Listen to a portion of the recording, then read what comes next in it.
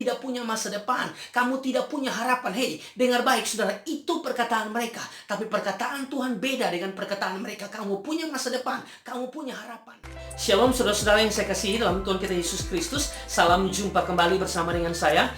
Di video kali ini, saudara, saya ingin menjawab satu pertanyaan yang ditujukan kepada saya, saudara. Dan saya berharap sekali pada saat saudara menyaksikan video ini, saudara pun diberkati. Meskipun mungkin jawaban saya tidak lengkap, saudara yang kekasih. Nah, pertanyaannya seperti ini, saudara. Shalom Kak Angki, mau minta pendapat bagaimana sikap saya menghadapi orang-orang yang suka mengatakan hal-hal yang buruk tentang saya.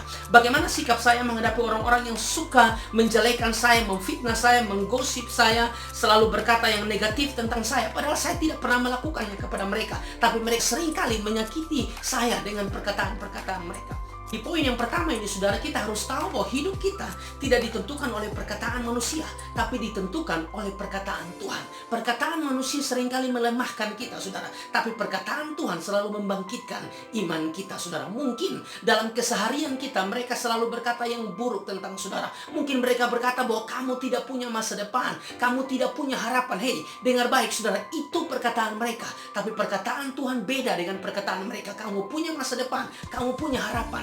Amsal 23 ayat yang ke-18 berkata, karena masa depan sungguh ada dan harapanmu tidak akan hilang. Atau mungkin mereka berkata bahwa kamu tidak akan berhasil dalam studimu, dalam usahamu, kamu tidak akan berhasil. Kamu tidak mungkin melakukan hal-hal yang besar. Hei, dengar baik, saudara, itu perkataan manusia, itu perkataan mereka, saudara. Tapi di dalam Tuhan, apa yang tidak bisa saudara lakukan? Saudara bisa lakukan segala sesuatu kalau Tuhan ada di pihak saudara, ya. Keberhasilan dari Tuhan, saudara. Lakukan saja apa yang Tuhan mau dalam hidup saudara. Dan saudara lihat, Tuhan akan melakukan perkara yang luar biasa dalam hidup saudara. Cukup dengan saudara setia dalam perkara-perkara yang kecil, Tuhan siapkan perkara-perkara yang besar bagi saya dan saudara. Jadi jangan takut, saudara, hadapi hidup ini, saudara. Jangan lemah imanmu dengan perkataan-perkataan mereka. Tetap maju, saudara. Karena hidupmu ditentukan oleh perkataan Tuhan, bukan perkataan manusia. Nah, poin yang kedua ini, saudara, perlu kita perhatikan bersama, saudara. Pastikan apa yang mereka katakan tidak benar. Jika benar, saudara perlu introspeksi diri. Saudara perlu koreksi diri dan berubah. Misalnya, jika mereka katakan bahwa kamu sombong di tempat kerja saudara. Mereka katakan bahwa kamu kerja pencuri tulang. Kamu kerja tidak jujur. Kamu kerja hanya mementingkan diri saudara sendiri, tidak mementingkan orang lain. Jika benar, saudara, maka saudara perlu koreksi diri dan berubah. Tapi kalau tidak benar, saudara santai aja, saudara. Santai, saudara, hadapi hidup ini. Itulah proses, saudara. Saudara tidak bisa paksa semua orang menyukai saudara. Saudara tidak bisa paksa semua orang punya pandangan positif tentang saudara. Tidak bisa, saudara. Selama saudara tidak melakukan apa yang mereka katakan, santai, saudara. Tetap lakukan apa yang benar di mata Tuhan. Tunjukkanlah karakter hidup yang benar, saudara. Supaya mereka lihat bahwa kamu tidak seperti yang mereka katakan, saudara. Poin yang ketiga, saudara, berkaitan dengan sikap kita terhadap orang-orang yang suka menjelekan kita, saudara. Teruslah mendoakan mereka, saudara. Perhatikan bagian firman Tuhan. Yesus berkata dalam Lukas 6 ayat 27 sampai ayat yang ke-28. Tetapi kepada kamu yang mendengarkan aku, kata Yesus, aku berkata kepadamu, kasihilah musuhmu, saudara. Kalau kita mengasihi orang yang mengasihi kita, mah itu biasa, saudara. Tuhan naikkan standarnya menjadi mengasihi orang yang tidak mengasihi kita. Mengasihi musuh, saudara, itu sesuatu yang sulit, tapi harus kita lakukan.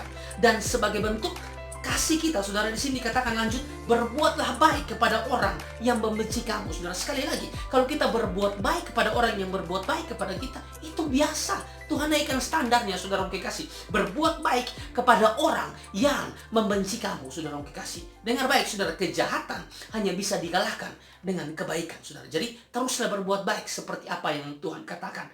Lanjutannya dikatakan, mintalah berkat bagi orang yang mengutuk kamu. Nah, ini bagian yang terakhir perlu saudara garis bawahi. Berdoalah bagi orang yang mencaci kamu, saudara. Ini perintah, saudara. Berdoa bagi orang yang menjelekan kamu.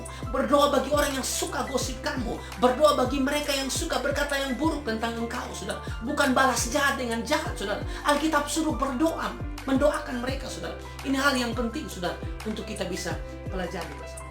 Poin yang keempat, saudara, jangan cepat-cepat mengeluh, putus asa, kecewa, bahkan sampai menyalahkan Tuhan. Karena bisa saja ini bagian dari proses pendewasaan diri, saudara. Ya, karena firman Tuhan berkata, saudara, Amsal 27 ayat yang ke-17, besi menajamkan besi, orang menajamkan sesamanya, saudara. Jadi jangan cepat-cepat mengeluh, jangan cepat-cepat menyalahkan siapapun, saudara. Ini mungkin, saudara, rencana Tuhan bagi saudara. Ada maksud Tuhan di balik ini, saudara. Biar iman saudara makin dahsyat, makin dewasa di dalam Tuhan, saudara. Poin yang kelima, saudara, milikilah pengendalian diri atau penguasaan diri. Jika tidak, itu sangat berbahaya bagi saudara, ya. Pada saat orang menjelekkan saudara, pada saat orang mungkin berkata yang buruk terhadap saudara, respon dari orang-orang yang tidak mengendalikan diri, tidak menguasai diri, saudara, bisa membalas jahat dengan yang jahat, bisa memaki, bisa memukul, dan akhirnya bisa berurusan dengan polisi, saudara. Untuk itu kita perlu self control, kita perlu pengendalian diri, kita perlu penguasaan diri, saudara. Dan urusan penguasaan diri, saudara, ini sangat berkaitan dengan kekuatan Roh Kudus yang bekerja dalam hidup kita, saudara dikasih. Sejauh mana saudara membiarkan hidup saudara dipimpin oleh Roh Kudus, sejauh itu pula saudara akan mampu menguasai diri atau mengendalikan diri saudara, ya. Saya ingat, saudara, Piala Dunia tahun 2006, saudara, bagaimana Italia bertemu dengan Prancis di final Piala Dunia tahun 2006, saudara. Dan saya ingat betul pada saat itu Zinedine Zidane, pemain kunci dari Prancis, dikeluarkan karena menanduk dengan keras dada daripada Marco Materazzi. Kenapa dia menanduk dengan keras, saudara? Karena dia tidak tahan dengan omongan atau ejekan dari Marco Materazzi terhadap dirinya dan keluarganya, saudara, sehingga mengakibatkan dia lepas kontrol dan menanduk Marco Materazzi, dan akhirnya dia dikeluarkan dari pertandingan itu. Prancis kalah, bahkan lebih daripada itu, saudara, dia kena skorsing, saudara, dia didenda dan lain sebagainya, saudara kasih. Memang Marco Materazzi juga didenda, tapi dia biaya denda daripada Zinedine Zidane jauh lebih besar daripada Marco Materazzi. Saudara lihat di sini, kalau tidak punya pengendalian diri atau penguasaan diri, saudara, akan sangat membahayakan hidup kita, saudara kasih. Firman Tuhan berkata, saudara, dalam Amsal 25 ayat yang ke-28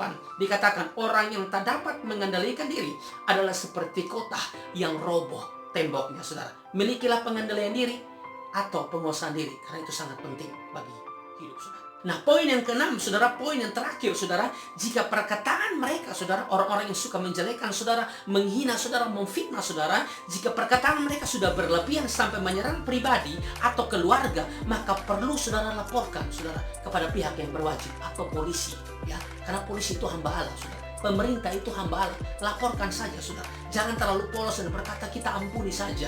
Jangan terlalu polos dan berkata kita doakan saja. Tidak ada masalah. Memang kita harus doakan, kita harus ampuni. Ya, saudara. Saudara lapor juga bukan saudara membenci mereka, saudara. Tapi ini bagian yang harus mereka terima dari perbuatan mereka, saudara. Karena hukum memang harus tetap berjalan, saudara. Jadi tidak apa-apa. Laporkan saja polisi, saudara. Karena pemerintah hamba Allah. Roma 13 ayat 1 dan ayat yang kedua. Tiap-tiap orang harus takluk kepada pemerintah yang ada di atasnya. Sebab tidak ada pemerintah yang tidak berasal dari Allah, dan pemerintah-pemerintah yang ada ditetapkan oleh Allah. Sebab itu barang siapa melawan pemerintah, ia melawan ketetapan Allah, dan siapa yang melakukannya akan menetapkan hukuman atas dirinya, saudara dikasih, ya. Jadi ini beberapa jawaban, beberapa poin yang saya bisa berikan kepada saudara yang bertanya dan juga saudara yang menyaksikan video ini. Kiranya bagian ini, saudara, menjadi berkat bagi saya dan saudara. Tuhan Yesus memberkati. Shalom.